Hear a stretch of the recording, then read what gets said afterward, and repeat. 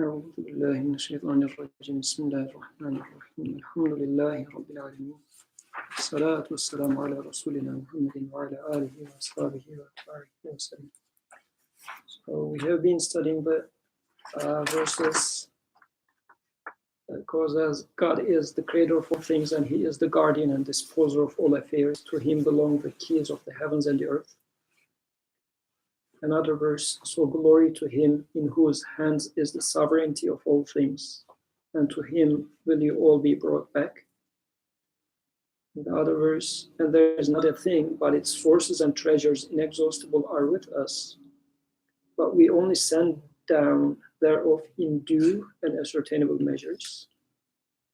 And the fourth verse was, there is not a moving creature, but He has grasp of its forelock. Verily it is my sustainer that is on a straight path.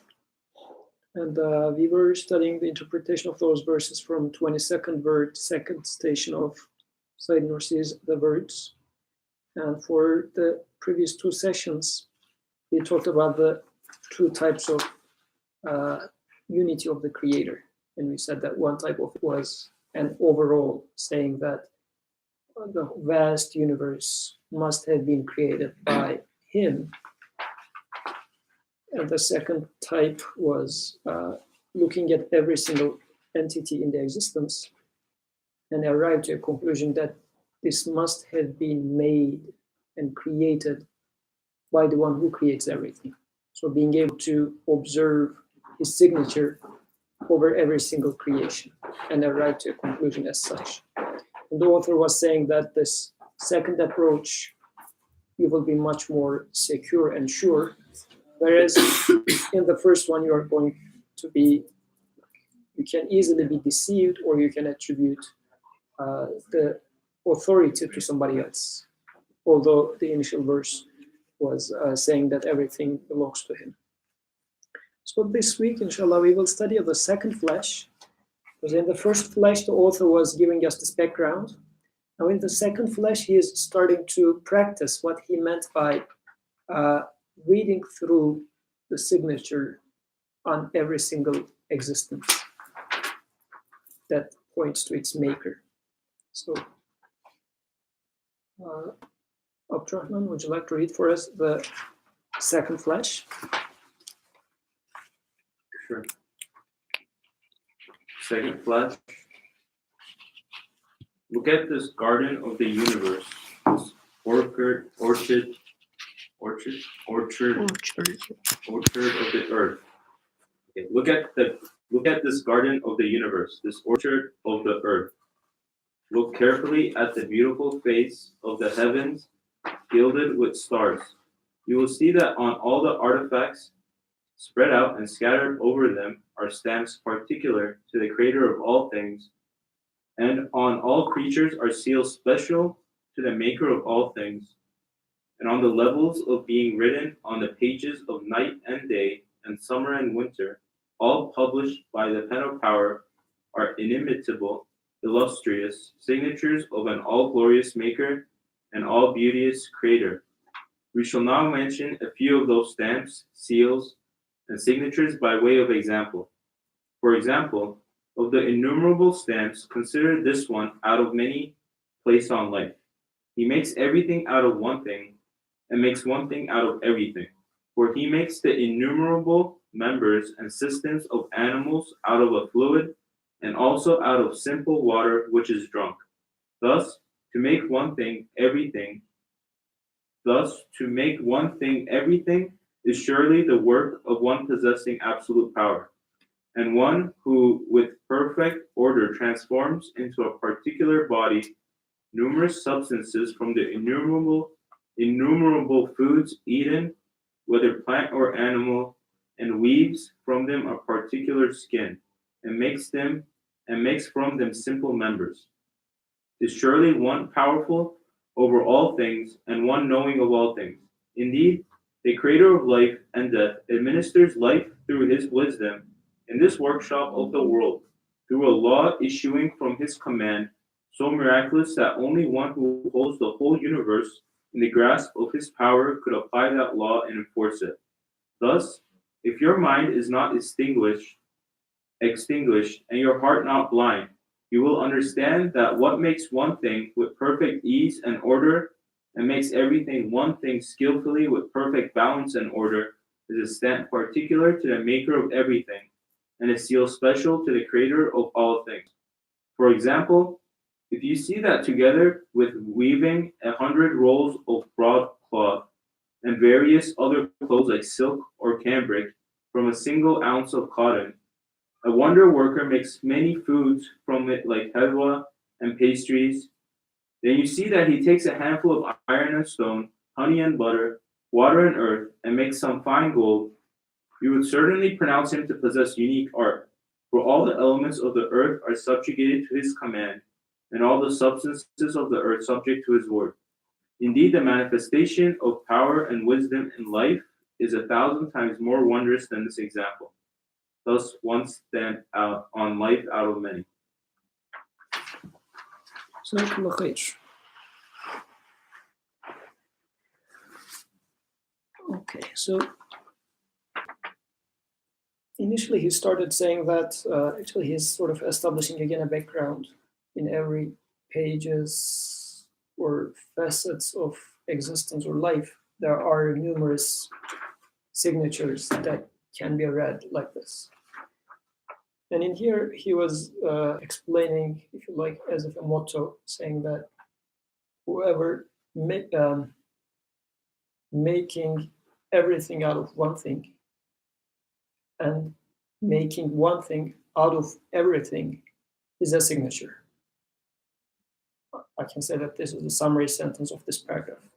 Making everything out of a single thing or one thing, and making one thing out of everything is a signature that points to the maker of everything. What does that mean?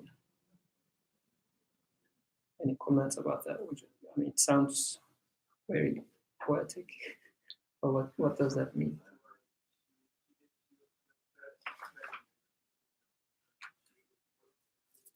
Abdurrahman, I have to pick on you.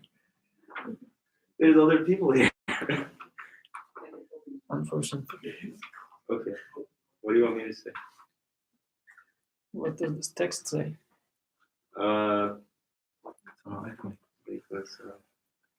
Take one of these. I can just repeat what the text says. Yeah, go ahead.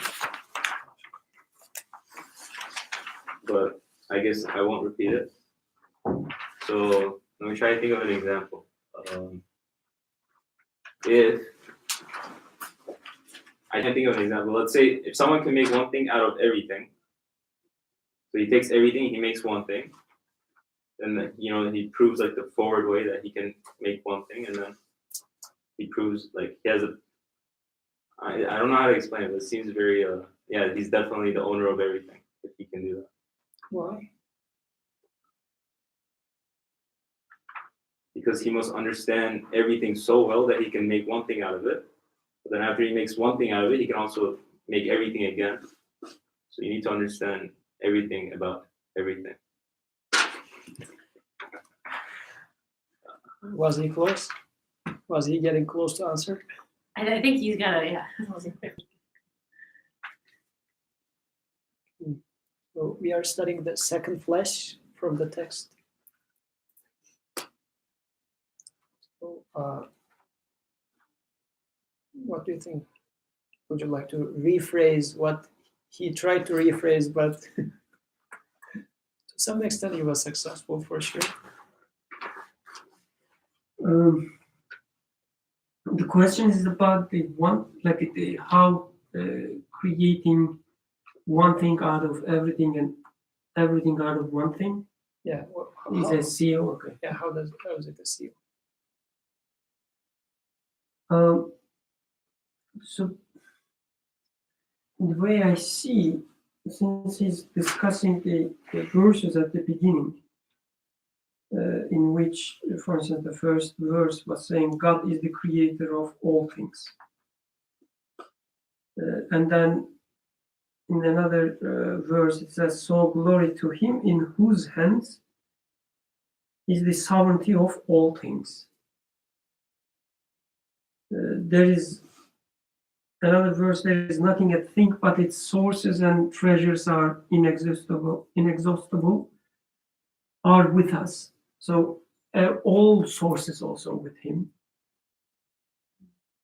And the last verse is, there's not a moving creature, but he has grasp of its formula.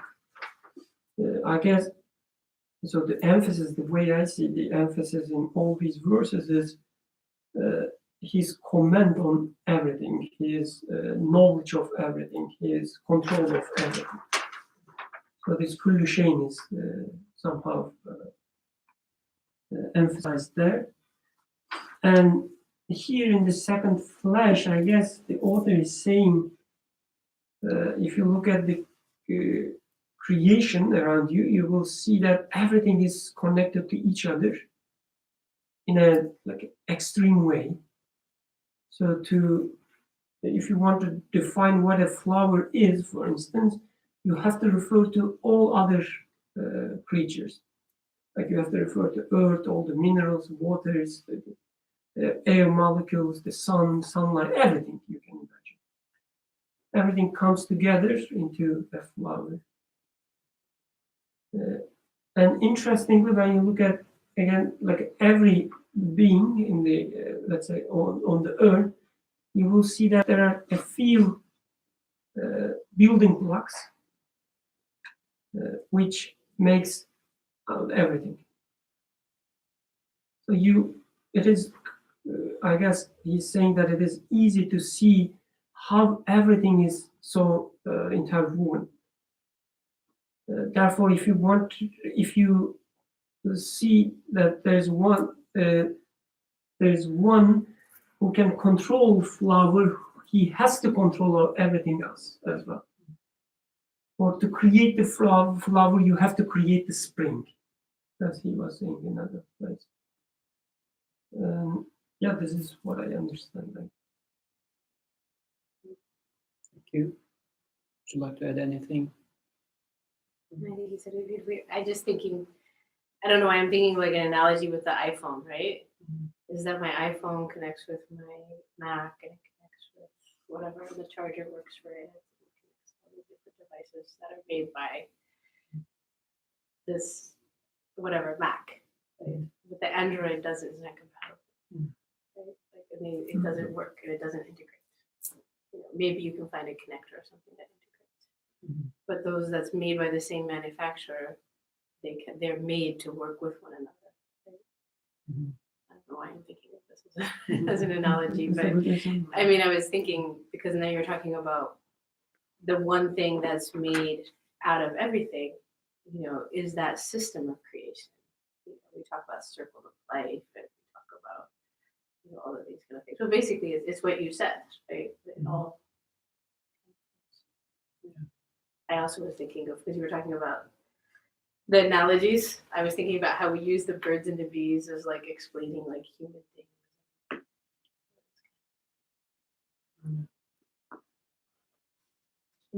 Very good. Thank you. I will just try to open it up. Maybe I will not say much more than what you already said. So he was talking about two aspects. One was making everything out of one thing. This was one part. The other part was making one thing out of everything. And he gave example for that. He said for the first part, said out of, let's say, simple water, he makes everything that you see as a living being. So same water is being used in the body of everything. So, same building block is being utilized everywhere. And it's being used in the same way. Like the water is, this is why people are looking for, let's in the moon or in the Mars. If they find water, they would say there's life in here. The author was saying that we are at the beginning of Second Flash. He said that over life, there are a lot of seals and stamps of or signatures of the maker, of the creator of everything. And so over the life, we see that there is a pattern of water is being is entering into different life forms, let it be a plant, let it be an animal, it might be a fish, or it might be a whale, or I don't know, it might be an elephant or a human. So the water is functioning in all those different structures, and their structures all different. Like an elephant is different than an ant, yet both has water being used as building block in their body and significant and essential part of their life. So what does this tell us? Same thing is being utilized in everywhere among living beings. So whoever is putting this water and making it into an elephant and also making it into an ant, it is the same signature. This is what he is saying, actually. Because just looking at the pattern, you see that same object, water, in elephant and in ant, and they're being used in the perfect way. I mean, it's in the ant's body, water is so essential, and it's perfectly fitting in there to just continue the life of an ant. Likewise, when you go to the body of a elephant, still it's perfectly functioning in the body of an elephant. So it's a perfect fit. It's not like when you are ordering, let's say, if you are driving a Passat and you would like to, if your car breaks, and since German cars are very expensive, you go for Chinese manufacturers to buy spare parts, because German manufacturer, the original manufacturer, is going to cost you a lot. But once you buy the Chinese manufacturer's spare part, it doesn't fit, or either it is larger or smaller, or it's going to function a few days and then it's going to get broken. So it's not perfectly fitting. But this is not the case with water. Water is perfectly fitting in the body of an ant. It's perfectly fitting in the body of an elephant. So whoever is the manufacturer of elephant and ant is the manufacturer of water, because they're perfectly fitting all those bodies. So making everything out of one thing, all different sorts of things are being made out of a single water. On the other end of the spectrum, making one thing out of everything. And he's giving the example of a skin, for instance. He says, I eat carrots and spinach and like broccoli, and then also some meat. And then I breathe air. And all of these things I take in, and at the end it becomes the skin. A lot of different things are being put inside, and at the end it's making a certain specific skin in here. So everything comes together and makes a specific certain one thing. What does this mean? Whoever is the owner of all those separate things, broccoli and the air and the water and the milk and the meat, whatever, he must have a control over all of them. He can use them so well, so skilled, that he's going to make them into a well-structured skin, which is fulfilling a very specific purpose. So the maker of this hand must be the maker of all the things that I take inside. So as a general rule, then he summarizes it saying that the one who makes one thing into everything, and who makes everything into one thing or a single thing, must be the maker of everything. Because this pattern of making one into everything and everything into one is the signature of someone who has control over everything all at once. Because what is the alternative? The alternative is he has control over some of the things, but not the others. Then we wouldn't observe such a behavior. It would be like, let's say, Volkswagen might have saturated the auto industry 80%, let's say. But then the 20% pieces that are produced in 20% would not fit in. There would be some outliers. But in the existence, we see a perfect harmony. To the extent that we say, wherever we see water, we are expecting to see life, as if water equals life. It became, we took it for wrong, saying that water must be giving life. This is a wrong interpretation, but at least on the surface it's clear that we say wherever there's water, so far we have been observing life in there, which shows the strong relationship between water and life. So the maker of water must be the giver of life, at least we would say. But with all different flavors of life, this is the case. So this is now that, let's tie this back to our introductory example. Bless you. So in the introduction, we were saying that in everything, in every single entity, seeing the signatures of the creator, of their maker. And the author is saying that this is a signature of the maker over everything. Let's try to, this was an example given for supporting his point. So just to make it more practical for ourselves. So when I observe in the existence, saying that out of one thing, everything is being made, and a compounded thing is being made from several things. So it becomes a single skin out of several food. That means that whoever is making this skin is the creator of spring and summer and the rain and the water and air. So seeing this relationship, also seeing that the water that I drink and the water that Abdurrahman drinks and the ants drink and the elephants drink, it is the same water, but it is being all different sorts of creation. That means we are being made by the same hand. Same hand on all of us, it is the same signature. The maker is the same. So this is, I guess, would be the summary of what I take out of the second flash. Any further comments? What you said about life and water, it just reminded me something. There are these absurd arguments. For instance, people say, one day science will be united, all these different theories will come together, we will have a theory of everything, and it will somehow disprove God or whatever it is.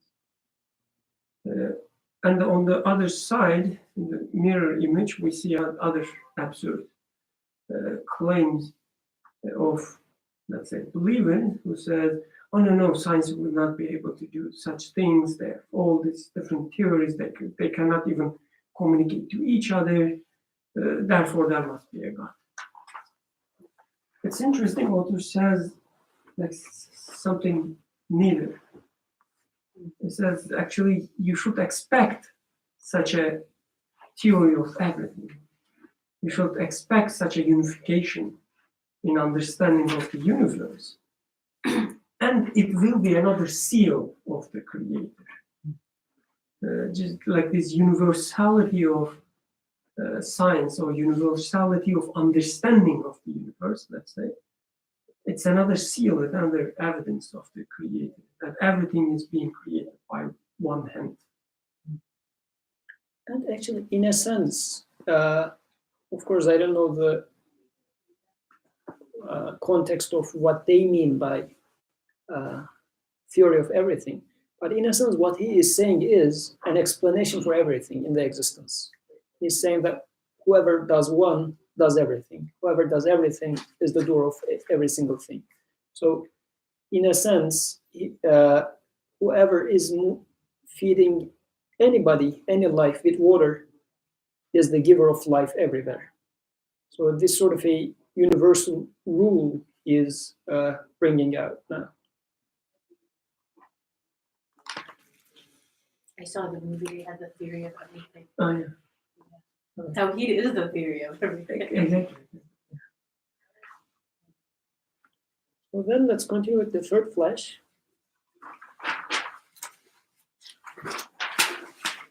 Now we have somebody else to read. Kamal, would you like to read the third flash?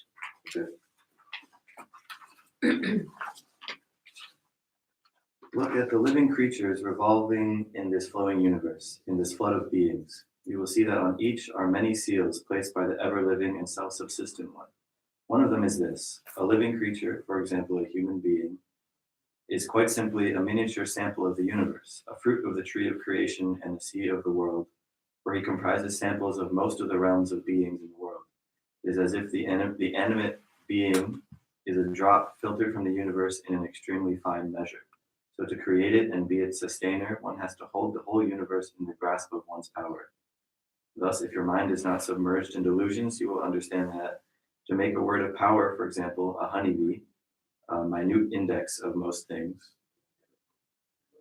and to write in one page, for example, in man, most of the matters in this book of the universe, and to include in one point, for example, in a tiny fig seed, the program of the mighty fig tree, and to display in a single letter, for example, in the human heart, the works of all the divine names manifested in the pages of the macrocosm which encompass it, and to make written in the human faculty of memory, which is situated in a place the size of a lentil, writings enough to fill a library, and to include in that tiny faculty a detailed index of all events in the cosmos. To do all things is most certainly a stamp particular to the creator of all things, the glorious sustainer of the universe. Thus, if one seal out of many dominical seals on living beings displays its light and makes red its signs, thus, if you were able to see and consider all those seals at once, would you not declare glory be to him who is concealed in the intensity of his manifestation? Thank you. So there is a repeating concept in here, just to make sure, because a few days ago somebody was mentioning that the manifestation of names, this is being used a lot, but maybe it's not clear for some people. Kamal, what do you take from the concept of manifestation of names when such a word is uttered? What comes to your mind? What I was talking about in the human heart. No, in general, manifestation of a name. I mean, the word concept manifestation in here, it's more like a technical word, but does it mean anything to you? Yeah, because the names of Allah they are each one of his attributes. So it's an aspect of how we understand Allah, and it's kind of an idea that through Allah's creation, we understand those attributes. So if Allah has an attribute, you find similar things in the creation. So in that sense, the creations are, so that's what, to me, that's what manifesting means, is that you can see in it aspects of So let's give it a simple example. Yeah, this is where I guess it will take us to, but to make it more practical. So for example, if I point to a random person in the street and tell you that this man is a super genius, just looking at his face, would you understand that he's genius? Most of the time, not really, right? Because knowledge or genius is not manifest to the face. So manifest meaning it's not seen or get to be known. So how do you know that this guy is genius? You will stop the guy and ask him a few questions and then let him speak, so that, or you will initially ask simple questions, then start asking tougher questions. And if the man keeps giving you right answers, even the most trickiest questions you ask gives satisfactory answers, you would say, yeah, this guy's a genius man. So his genius is manifested or shown there to the answers, right? So you ask the questions, the answers were the manifestations of the genius. Otherwise, the genius is unseen to you. You don't see genius. But you get to know now at the end, you are so sure that this guy is a genius. Although you have never seen something called genius, but you have seen the manifestations of genius, right? So in this existence, I get to see, let's say when you look at a DNA, you see how like perfectly designed knowledge is in there. So definitely this is manifestation of knowledge, pretty much like this. The text written on this paper is also manifestation of knowledge. You see that somebody must have deeply understood the topic and he has expressed it So this guy must be genius, you can say. But you will never see, if the guy was in this room, the author, from outside, and even any case, you would never be able to pinpoint genius like some tangible thing. But you would conclude, you would bear witness, you would say, Ashhadu, I bear witness that this guy is genius. Because you see the manifestation of his intellect, his genius. So now in here, he is talking about manifestation of divine names. So in here, again, as what we have been trying to establish since the beginning, so I don't see the creator. I don't see creator's mercy. I mean, I don't see the author's genius. I don't see creator's genius. But I see the manifestations, the outcomes of like genius, the action which require genius to be made. So you see a DNA, you say that the maker of this DNA must be genius. It's a perfect program. So based on manifestation, you conclude that there must exist someone as such, which is called divine names or attributes. Okay? So now let's go back to third flash after establishing this, what we mean by manifestation. Okay. So I'll just read the first paragraph slowly again. Look at the living creatures revolving in this flowing universe, in this flood of beings. You'll see that on each are many seals placed by the ever-living and self-subsistent one. So we are looking at the creatures, living creatures. One of them is this. Now we are going to look at one of the seals on living creatures. A living creature, for example, a human being, is quite simply a miniature sample of the universe, a fruit of the tree of creation, and a seed of the world, for he comprises samples of most of the realms of beings in the world.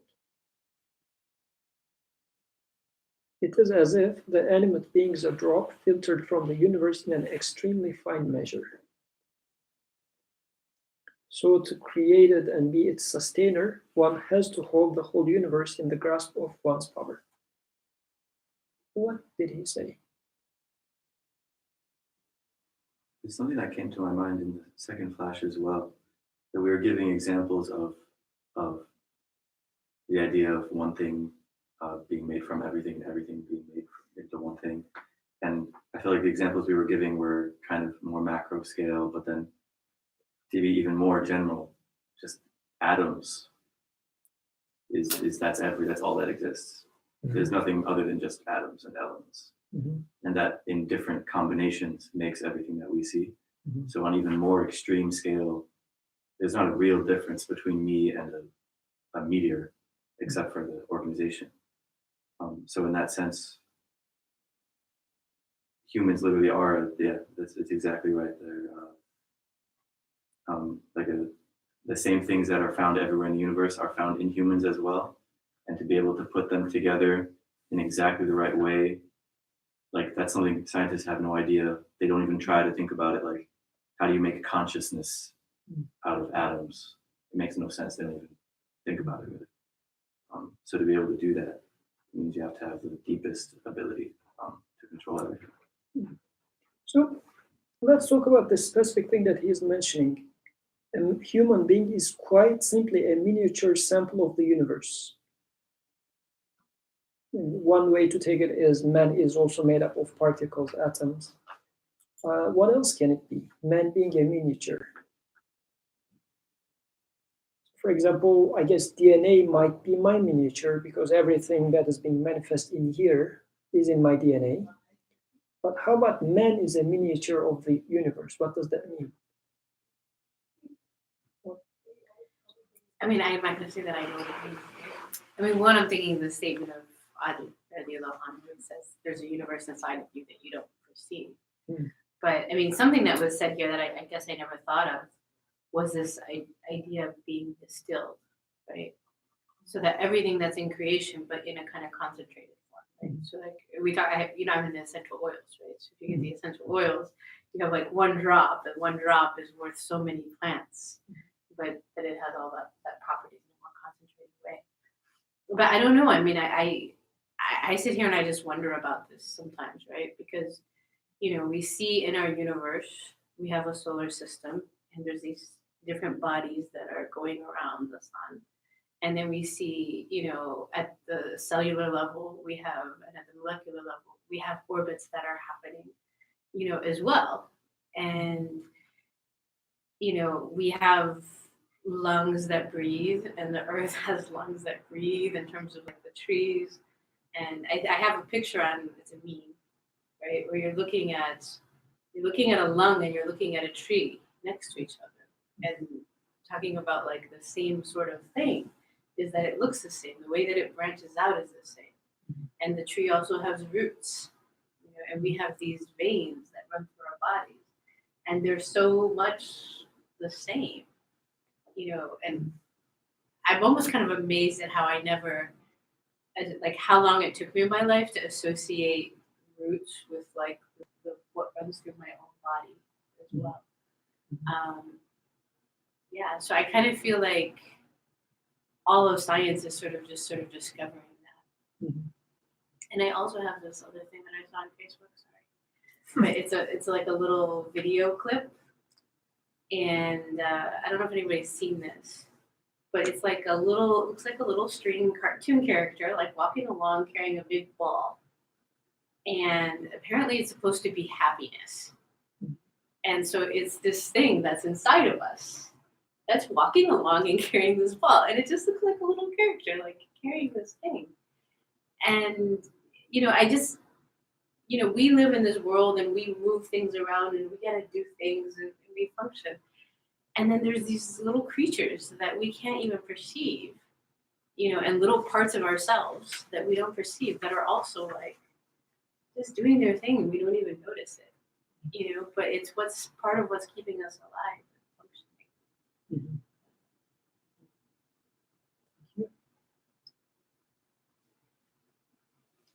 Any other comments, ideas? How man is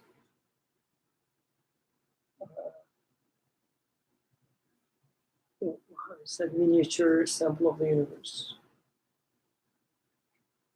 Miniature sample. So miniature sample reminds me of whatever is out there should be in here, right? One way to take it is, as you said, there are solar systems, and in me, in the molecular level, subatomic level, there are those particles turning around. But also, there are very fundamental aspects of human, like I can see, I can smell, I can taste, and I love, I care, I am fearful.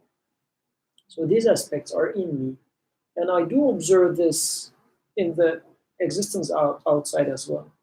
I mean, for my material part, yes, whatever particles you observe in the existence, as you said, is also in human body. They say even including gold to very minute milligrams, whatever exist in human body, they say. So in terms of matter, yes, everything out there is in here, but also in terms of my non-material aspects, I am fearful. I see that fear is being manifest in different creatures, or love is being manifest everywhere. Or I have eyes, and there is light with which my eyes function. So I see because there are things to be seen, and there's light with which my eyes are going to function and see.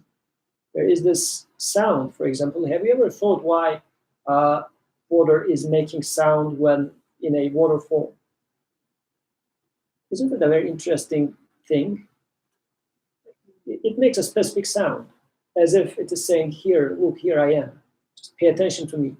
Because if there were no sound, I mean, if somebody is passing behind me without making sound, I wouldn't know that this person is passing from there. So as if the sound of rain or sound of waterfall is saying that, look, here I am. So pay attention to me. So sounds are there, and I have a tool to become aware of this sound. I have eyes, and there is this light and things, beautiful things to be seen. So in this way, as if I am a miniature, perfectly fitting with the existence out there, so specifically made for me.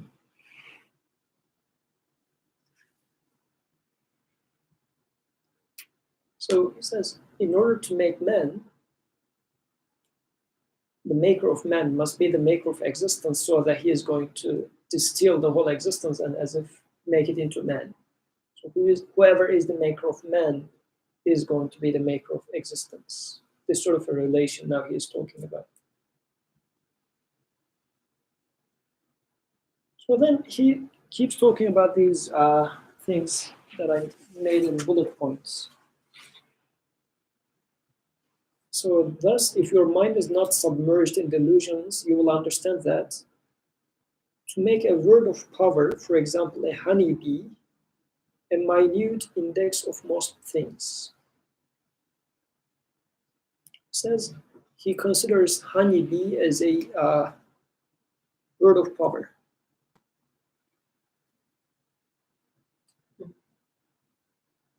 What does word of power mean? Does it imply anything to you, remind you of anything, word of power? So he'll talk about, for human, he's going to say 1 page. So he says B is a word, man is a page. Then he says 1 point for a seed, fig seed, he says it's a point. Now, as if he is considering the existence as a book, and he says honey, no, B is a word in the book of existence. But it's a word of power. So you can utter words with your knowledge like this. For example, to my wife, a word of love would be I love you, but a word of power or love presented in terms of power would be buying a flower. Now it's not a word anymore. It is like a bodily, if you like, a touchable, tangible existence now. Still it is signifying love, but it's not in the form of words. Now it is in the form of a word of power. It's the flower. So I gave flower to my wife and she understands what it means. This is a word of love, but not in the shape of letters. It is in the shape of a different manifestation now. So now he says, B is a word, but the maker is speaking not in the letters, the words uttered with letters, but he's uttering words with power. Because it's I get excited when I see those, remote control quadrotors, drones, yeah. So it looks like, wow, these guys are magnificent. They made this drone, and from remote control, you can use it. It's genius of intellect, very fine tuning of electronics, very good measure of power balance, and everything is being manifest in this small toy. Now, every bee is much, much more magnificent than a drone, because it's not remote control, it is auto control. And they have capabilities much, much more than a drone. So it's a word of power. The creator is demonstrating his perfection through a bee, saying that, look, this is what I can do. I feel like the bee also is just such an important symbol of interconnectedness. Interconnectedness, yeah. You know, because like now we talk about like bees becoming extinct, and what does that mean for us? Because the role that it plays between flowers and in the creating of fruits and So they're such advanced drones, let's say, that they can cooperate. That's not only a single entity which can fly, so it knows how to go. Once it's born, within a few days it goes and starts collecting from kilometers away flowers, and then comes back and makes honey. While doing that, he's doing it with they are a communal life. So in the communal life, the bee knows its position and works accordingly. So they're not killing each other, but they're working in harmony. So, but you see that it's just this tiny thing, and it can do this. It doesn't have time to learn about it. It's just born. After it's born, it goes and does its job. as if it comes to the world already perfect. So the maker of this bee, the author is saying that a word of power, a honeybee, a minute index of most things. How is it a minute index of most things? Bee. What does it mean?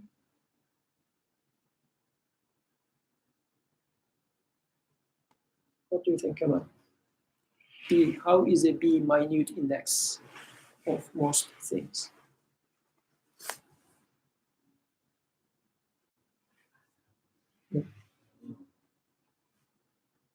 I mean, most living things or just things in general? Things in general.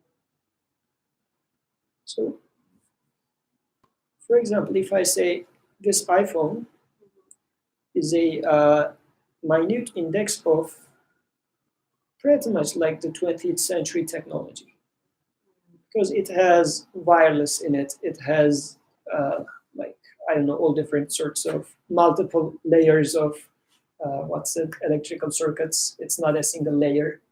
So whatever has been discovered so far, most of them gets into this tiny phone. There's camera, there's optics, there's software technology. A lot of things are. So this iPhone is really a good example of a minute index of 20th century technology. A bee, you say, because the bee can work again with, in the existence, it goes to all the flowers. It's interacting with water, sun, air. So everything in the existence is also, as much as it is part of me, as we have discussed previously, as a living creature, a bee is also a minute index of everything in the existence, pretty much everything, not maybe exactly everything, but pretty much everything. Because wherever you put the bee on Earth, it's going to survive in a way. It's going to find its food, it's going to breathe the air. So it's harmoniously, it works. And if you put me into China, I'm going to struggle living in there. I experienced this.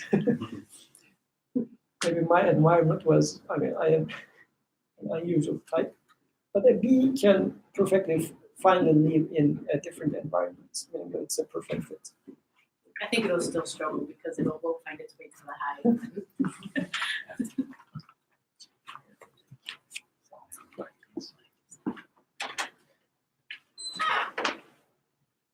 So then he says, and to write in one page,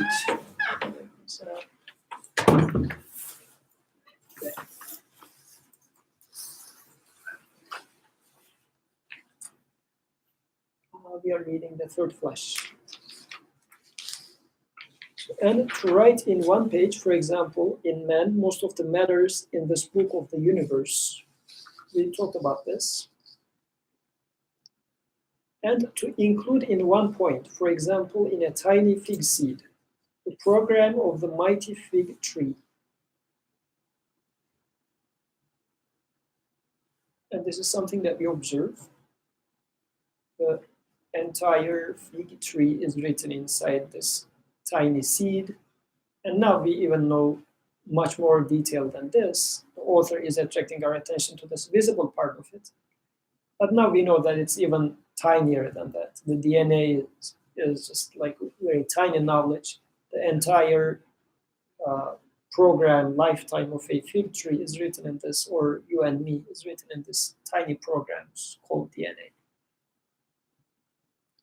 As if the DNA, the program, is also the distilled version of me. Everything about me is written in this program, small program.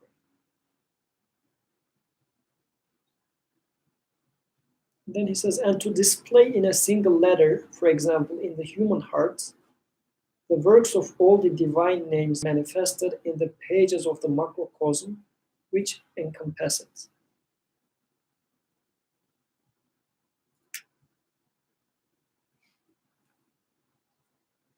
And about this, we also partially talked. So still he keeps reading the existence as a book and says human heart is a letter of this book. And in human heart, which we talked about fears, love, our hopes, these are all in our heart.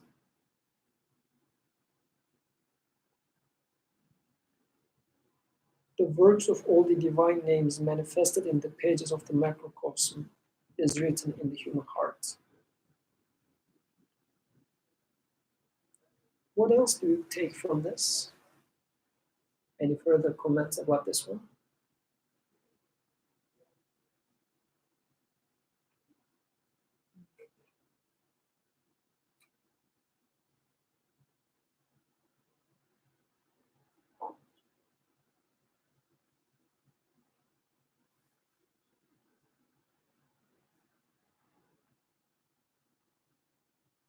So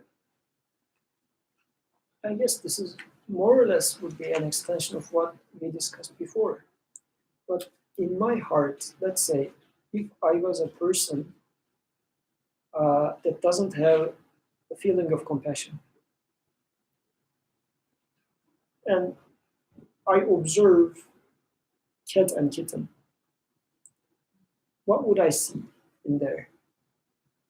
If I myself, if I don't have the feeling of compassion, a cat feeding the kitten, would I be able to observe mercy in there if I didn't have mercy in myself in the first place? I wouldn't be able to make sense of it because it's very distant to me. I have no sense of what it means to be compassionate because it's an act of compassion, but I don't have it in me. So how can I make sense of it?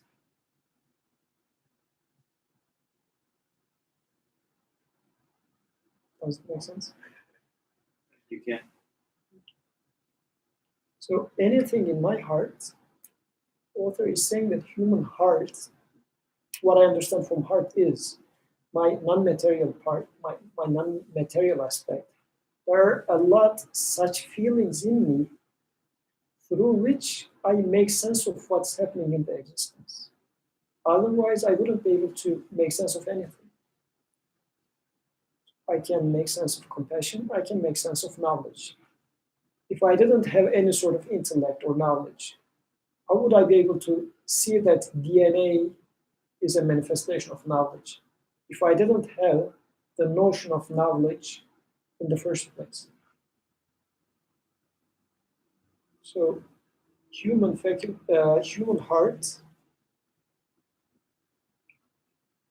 works of all divine names manifested in the page of macrocosm is displayed in human heart. And in Quranic language, God says, we taught Adam all the names. And I do experience this in my life. I say that when I see mercy, I recognize it. When I see knowledge, I recognize it. So I am already thought, when I see beauty, for example, you cannot define beauty really, but when you see beauty, you recognize beauty. Because I am already thought, if you like, by default, to appreciate what beauty is. So for a newborn baby, just you give milk to baby, and baby automatically appreciates milk. Where did this baby learn about milk being beautiful and useful for it? It's already given. So the feeling of appreciation, these are the things that are given to men, to human, with which we interact with the existence. So this is what I understand from displaying in a single letter, for example, in the human heart, the works of all the divine names manifested in the pages of the macrocosm, which encompass it.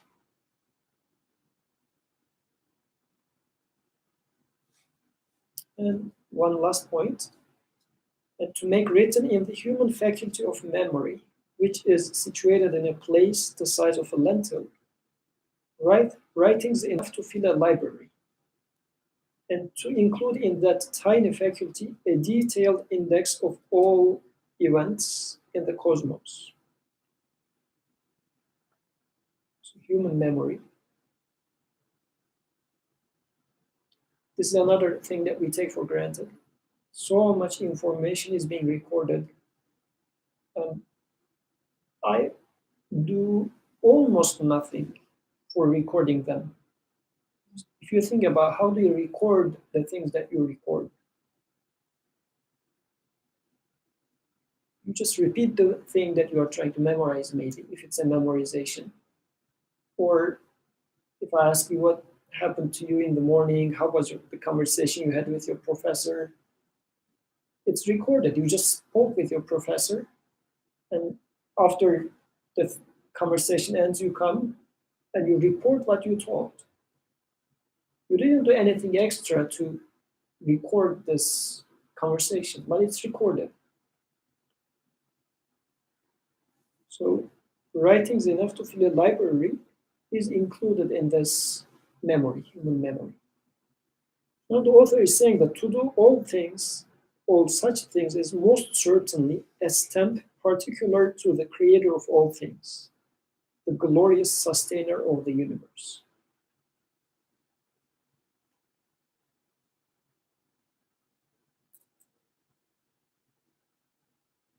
Why do you think he added this memory at the end?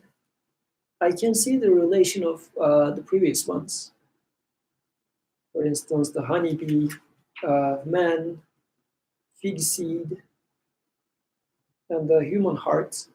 So whoever does them must be the maker of everything. I can see the relation in there, but why did he put this memory?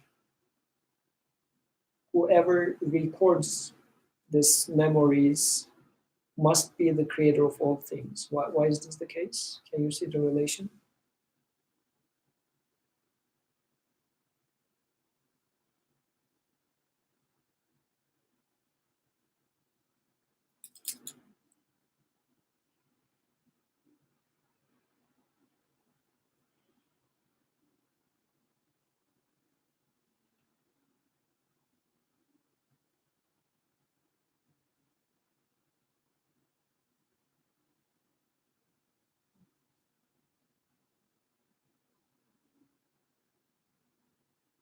It's like you can't create an index without knowing everything that's in the book as well.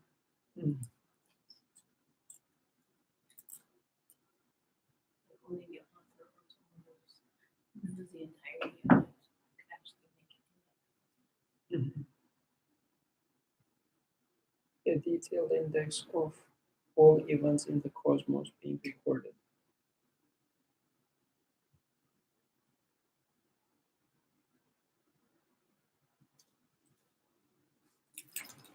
Is that true though? Like a camera just records an image. You don't understand what's happening in the image, you just record each pixel. So like it doesn't have to understand what's happening, it just records.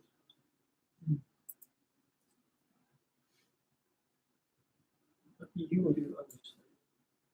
So you don't have to pretend to be a camera because you are not.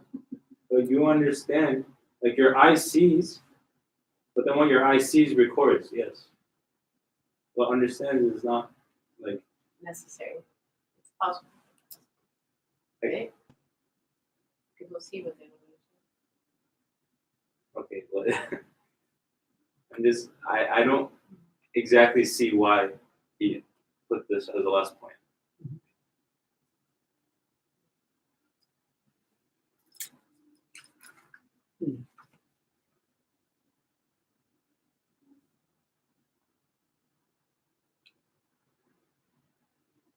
We have a student. So, look, I can see two reasons why to emphasize memory that I'm just thinking a lot. So one thing is, I guess going with the camera example. With camera, you can store images. With some of them, you can also store, let's say, audio, the voices, sounds. But for instance, you cannot store the softness or the hardness of things. But it's Yeah. you cannot store, let's say, text. You cannot store some other qualities. But with our memory, like everything fits. Like I guess it sounds easy for us, like since we take it for granted. But however the data structure of the memory is, like for a computer science, it can store everything. Like give image, it will store. Give sound, it will store. Give physical properties, it will store. Give some events, it will store. So it's like the bag of everything. Like it's a seal for everything being created, for one thing being created from everything. That's one thing I can think. Another thing is, he also says, and to include in that tiny faculty a detailed index of all events in the cosmos. So I don't know, like there are different readings of this sentence, but I also see that like this faculty of memory itself, not what is stored, but the faculty itself, things being stored. We can see it everywhere in the universe as well. Like as you were saying, like the example, the seed, the future events of a tree or past events of the previous tree is stored in the seed. So memory is there too. When I study physics, I study, let's say, when we study physics and study these properties of the molecules or elements, we see that things are stored in there too.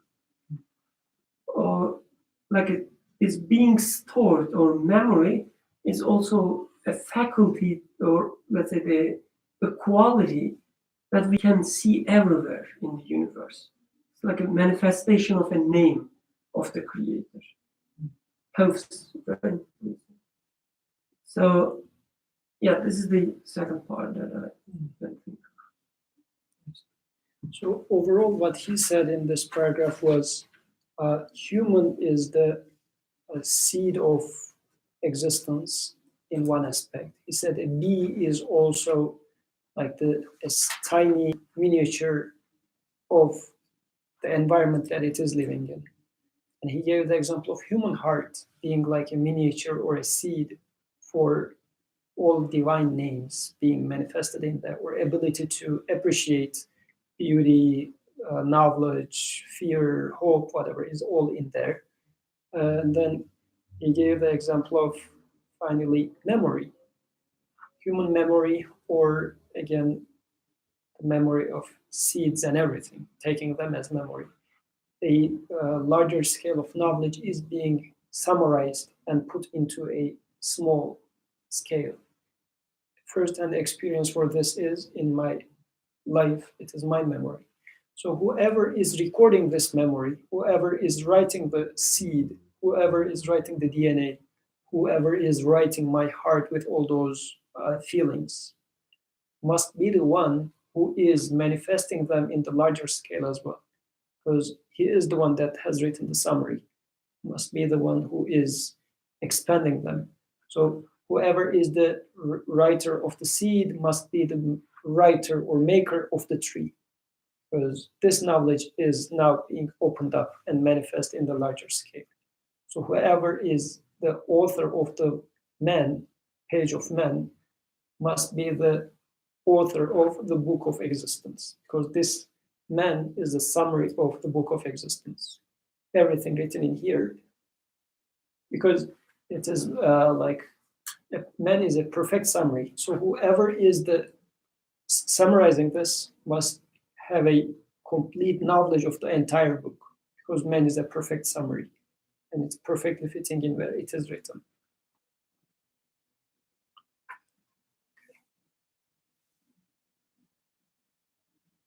Thus, if one seal out of many dominical seals on living beings displays its light and makes read its signs, thus if you were able to see and consider all those seals at once, would you not declare, glory be to him who is concealed in the intensity of his manifestation? This last sentence, what does it mean? Any comments about this one? He is concealed in the intensity of his manifestation.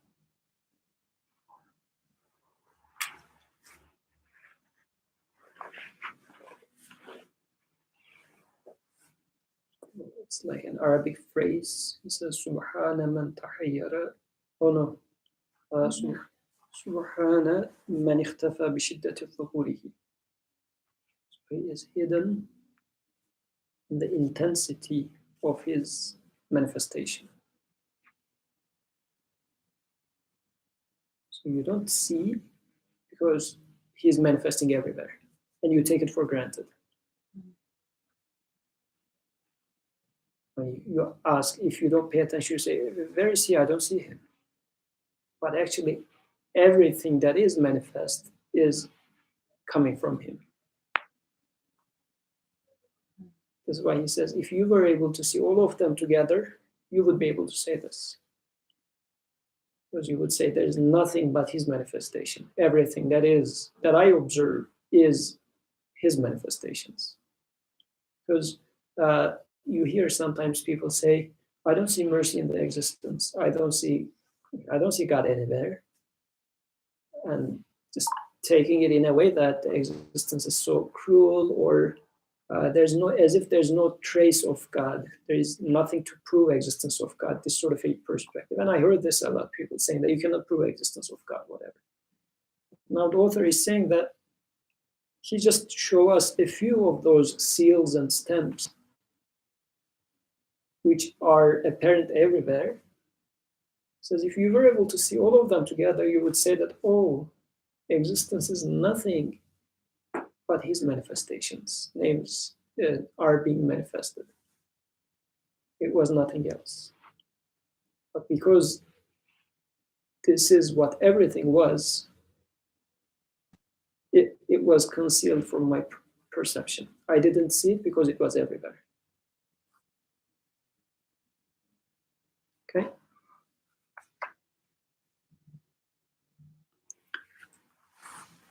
Let's start with the fourth flash. Still we have 20 minutes. I would say let's enter into the fourth flash.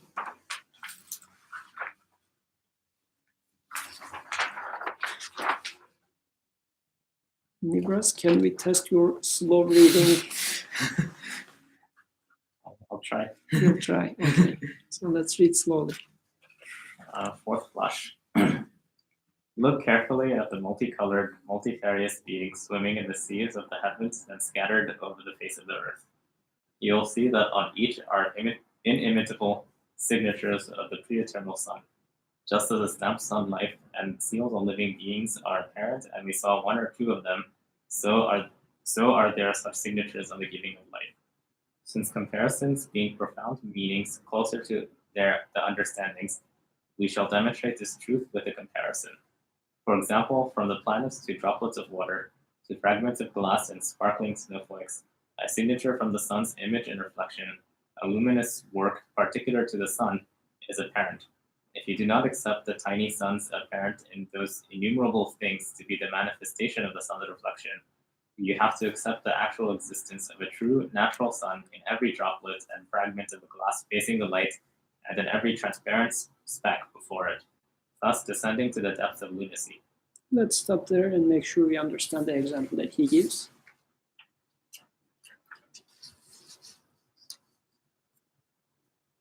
Abdurrahman, I have to pick you again. What's the question? What is the example here? Can you just, I mean, it's not a tough thing, just paraphrase, make sure we understand it. If you, for example, if you have a reflective material like my glasses, and the sun is reflecting, you obviously won't say that that manifestation of the sun is actually the sun in my glasses. just a reflection. And similarly, if you saw this on many droplets in the ocean, you don't accept that they're all tiny suns. You accept that they're all pointing, or they're all a reflection of something.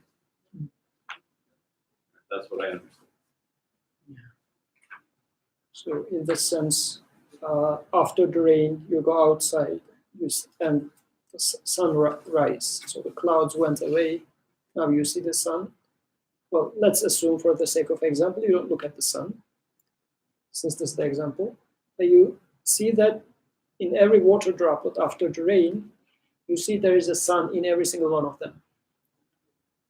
So either you're going to say that there is a sun, a tiny sun, but an actual sun in every single water droplet, or you will say that they're not actual suns.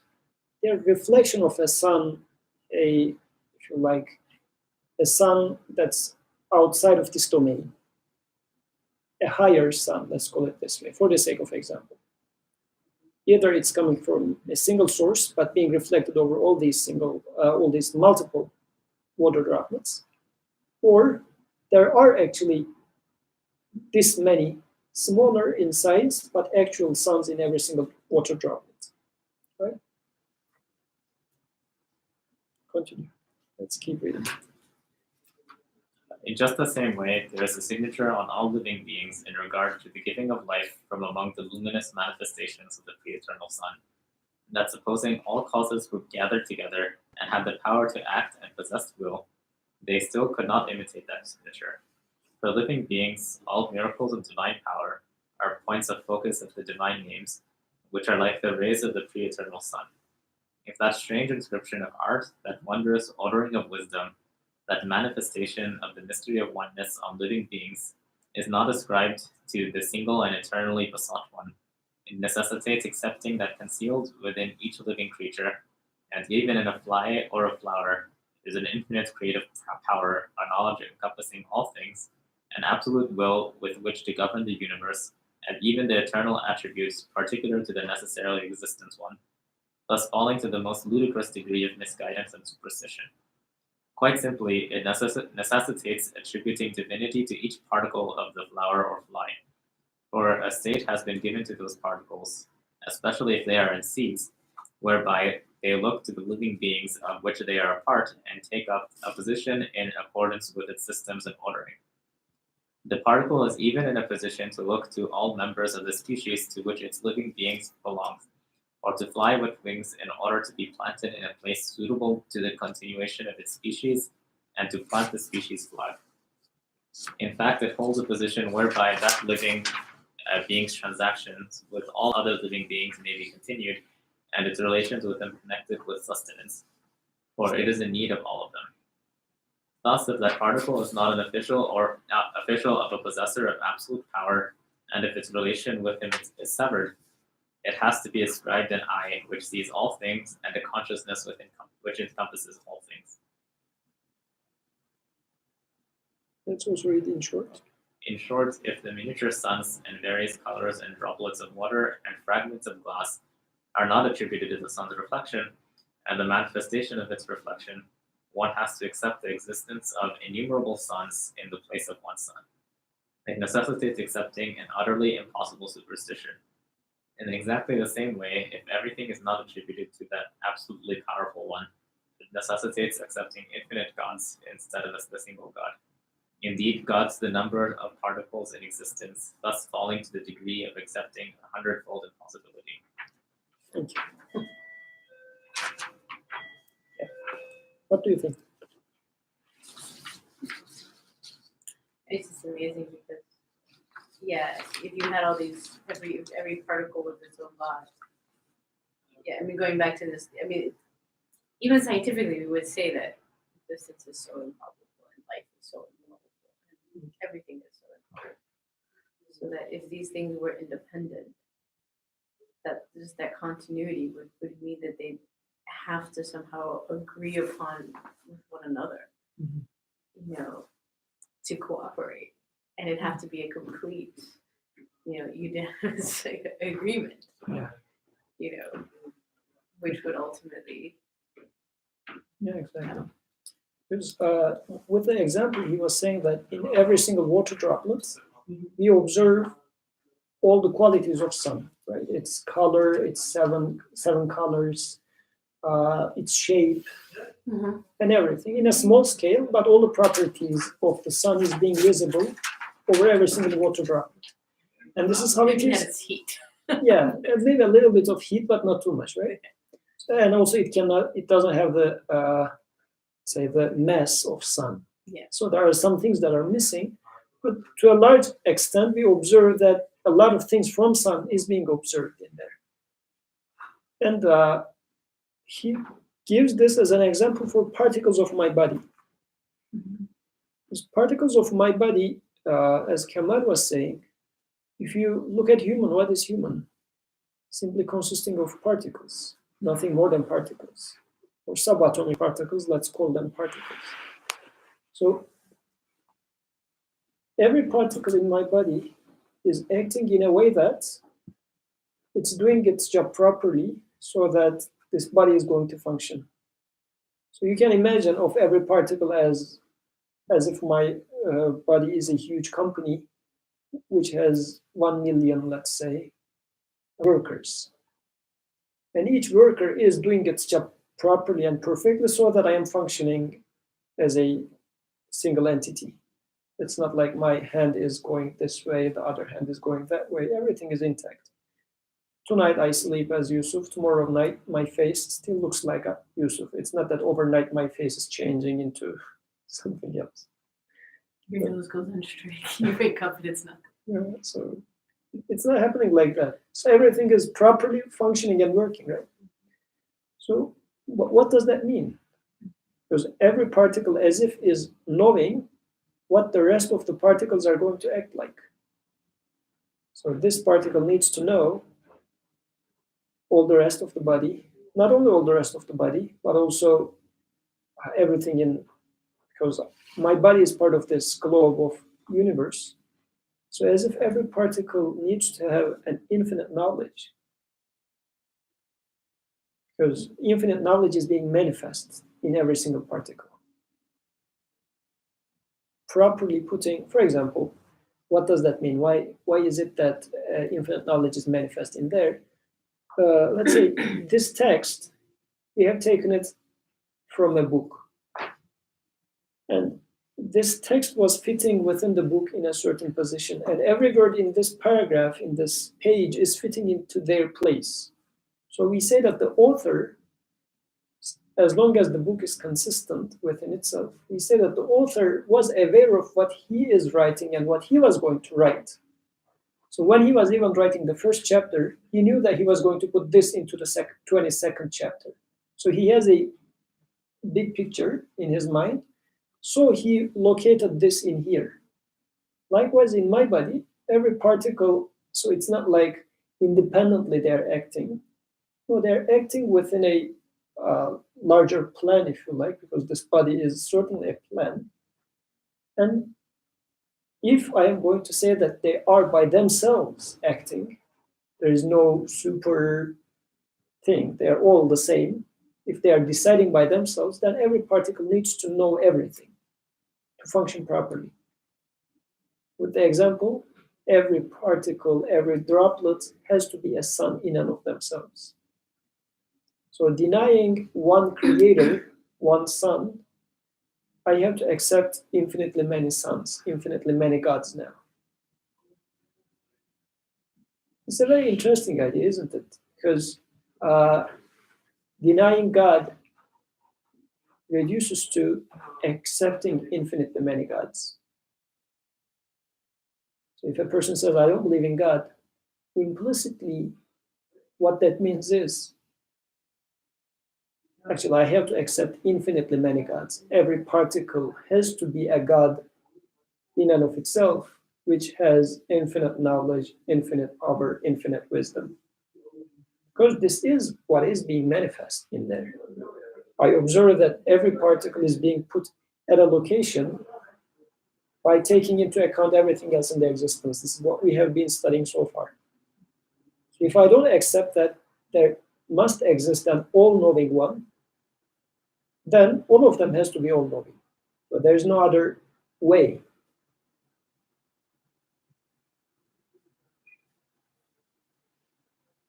That's why he says, thus, if that particle is not an official of a possessor of absolute power, and if its relation with him is severed, it has to be ascribed an eye which sees all things, and a consciousness which encompasses all things.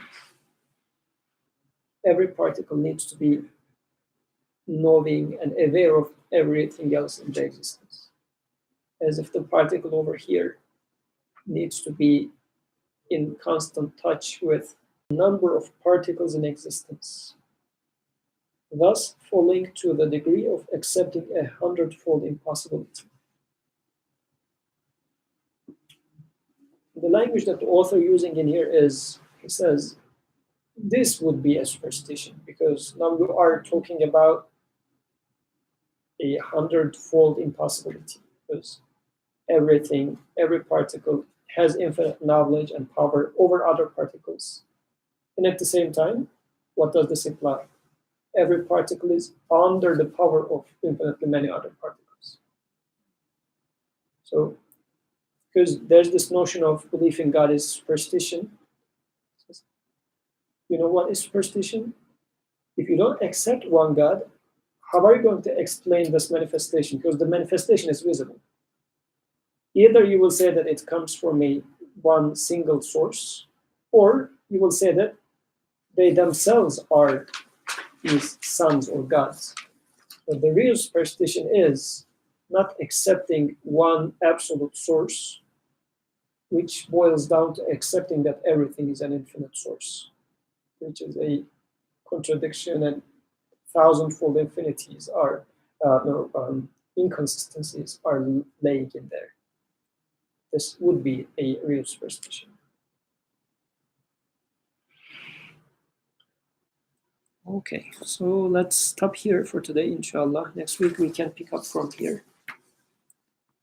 He would say, to sum up, from every particle, 3 windows open up onto the light of unity and necessary existence of the pre-eternal Son. Next week, inshallah, we can pick up from there. سبحانك لا علم لنا إلا ما علمتنا إنك أنت العليم الحكيم وآخر دعواهم أن الحمد لله رب العالمين. الفاتحة.